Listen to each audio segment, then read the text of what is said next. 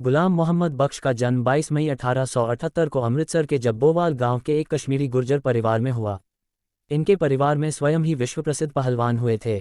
Gamma की दो पत्नियां थीं, एक पाकिस्तान में और दूसरी बड़ौदा गुजरात में। जब गामा 6 साल के थे तो उनके पिता मोहम्मद अजीज बख्श का निधन हो गया। उसके बाद उनके नानाजी नून पहलवान ने उनका पालन किया। बाद में उनके निधन के बाद उनके मामाजी एड़ा पहलवान ने उनका पालन किया और उनकी ही देखरेख में गामा ने पहलवानी की शिक्षा प्रारंभ की। गामा ने पहलवानी की शिक्षा अपने मामा एड़ा पहलवान से प्रारंभ की। आगे चलकर इनके अभ्यास में काफ़ी बदलाव आए। जैसे कि यूं तो बाकी पहलवानों की तरह उनका अभ्यास भी सामान्य ही था, परंतु इस सामान्यता में भी असामान्यता यह थी कि वे प्रत्येक मैच एक से नहीं बल्कि 40 प्रतिद्वंदियों के साथ एक साथ लड़ते थे और उन्हें पराजित भी करते थे। गामा रोज 30 से 45 मिनट में 100 किलो की हसली पहनकर 5000 बैठक लगाते थे और उसी हसली को पहनकर उतने ही समय में 3000 दंड लगाते थे। वे रोज 1.5 पौंड बादाम के मिश्रण के साथ मिश्रित 10 लीटर दूध, मौसमी फलों के 3 टोकरे, आधा लीटर घी, 2 देसी मटन, 6 देसी चिकन, 6 पौंड मक्खन, फलों का रस एवं अन्य पौष्टिक खाद्य पदार्थ अपनी रोज की खुराक के रूप में लिया करते थे। पहलवानी करियर। गामा ने अपने पहलवानी करियर की शुरुआत महज 10 वर्ष की आयु से की थी। सन 1888 में जब जोधपुर में भारतवर्ष के बड़े बड़े नामी गिरामी पहलवानों को बुलाया जा रहा था, तब उनमें से एक नाम गामा पहलवान का भी था। यह प्रतियोगिता अत्यधिक थकाने वाले व्यायाम की थी। लगभग 450 पहलवानों के बीच 10 वर्ष के गामा पहलवान प्रथम 15 में आए थे। इस पर जोधपुर के महाराज ने उस प्रतियोगिता का विजयी उन्हें ही घोषित किया। बाद में दतिया के महाराज ने उनका पालन पोषण आरंभ किया। पहला सामना रहीम बख्श सुल्तानीवाला से। गामा के करियर की असली शुरुआत 1895 से हुई जब गुजरांवाला के नामचीन पहलवान रहीम बख्श सुल्तानीवाला से उनका सामना हुआ। यह पहलवान मूल रूप में कश्मीर का रहने वाला था। इस द्वंद्व की सबसे बड़ी विशेषता यह थी कि एक तरफ रहीम बख्श सुल्तानीवाला जो कि एक अधेड़ उम्र का पहलवान था और जिसकी लंबाई तकरीबन 7 फीट की थी, और दूसरी ओर गामा पहलवान जिनकी उम्र 17 वर्ष की थी और ऊंचाई 5 फुट 7 इंच थी। एक बहुत ही अनुभवी पहलवान रहीम बख्श सुल्तानीवाला जो कि लगभग अपने करियर के अंतिम चरण में था, और दूसरी ओर एक बहुत ही नवयुवक जोशीला गामा पहलवान जिसने अभी अभी ही पहलवानी शुरू की थी। इस द्वंद्व को बहुत चर्चा में लाया गया। इस द्वंद्व की उस समय अक्सर चर्चा होती थी। बड़े बड़े लोग इस द्वंद्व को देखने के लिए आए थे। यह द्वंद्व बहुत समय तक चला। शुरुआत में तो गामा पहलवान रक्षणार्थ लड़ते रहे, परंतु दूसरी पाली में आक्रमणकारी हो गए। दोनों पहलवानों के बीच घमासान द्वंद्व हुआ। इस बीच गामा पहलवान की नाक, मुंह और सिर से खून बहने लगा। फिर भी उन्होंने हार नहीं मानी और वे लगातार लड़ते रहे।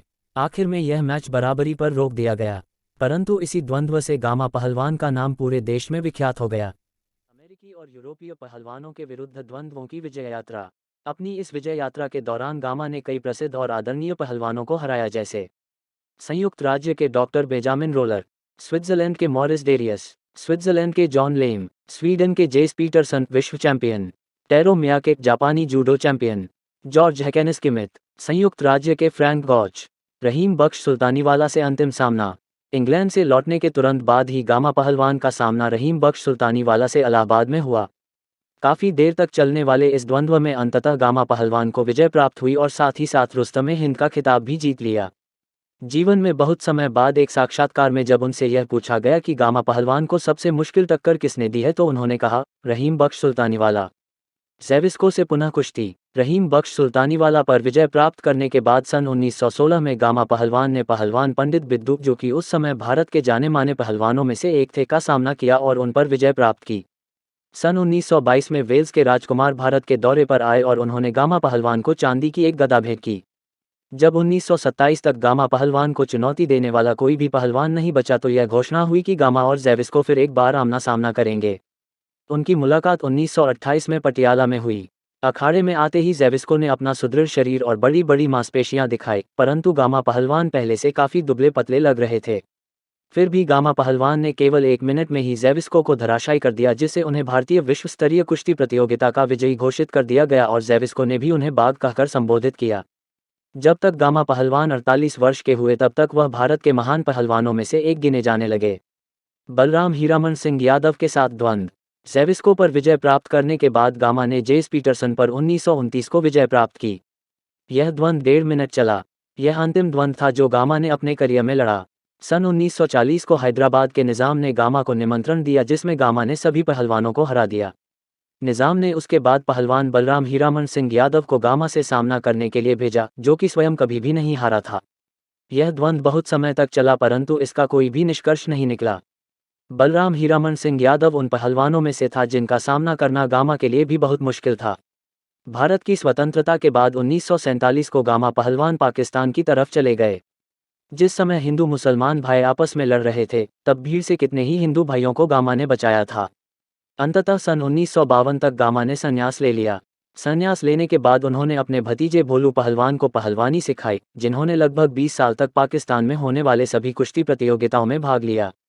मृत्यु। गामा पहलवान की मृत्यु 23 मई 1960 को लाहौर, पाकिस्तान में हुई। वे काफ़ी समय से बीमार थे। उनकी बीमारी का सारा खर्चा पाकिस्तान सरकार ने उठाया और उन्हें कुछ ज़मीनें भी दी थीं। विरासत। जाने माने कराटे योद्धा और अभिनेता ब्रूस ली गामा पहलवान के बहुत बड़े फ़ैन थे। वे प्रायः अखबार में उन पर लिखे हुए लेख पढ़ा करते थे कि किस तरह से गामा पहलवान ने अपनी शक्ति का विस्तार किया, अपने शरीर को सुदृढ़ बनाया और किस तरह से उन्होंने अपनी शक्ति में वृद्धि की। इन सभी को ब्रूस ली ने भी अपने जीवन में अपनाया और वह भी कसरत के समय दंड बैठक लगाया करते थे। गामा पहलवान की 100 किलो की हंसली आज भी पटियाला के राष्ट्रीय खेल संस्थान में संभाल कर सुरक्षित रूप से रखी हुई है।